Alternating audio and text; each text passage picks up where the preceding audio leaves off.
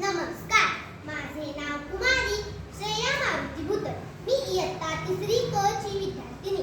माझ्या गोष्टीचे नाव आहे कष्टाचे फळ. एका गावात एक शेतकरी राहत होता. त्याला 5 मुले होती.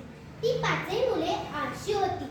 दिलेले काम ती मुले कधीही पूर्ण करत नव्हती. शेतकऱ्याला आपल्या मुलांची काळजी वाटायची. तो नेहमी विचार करायचा, मी मेल्यानंतर माझ्या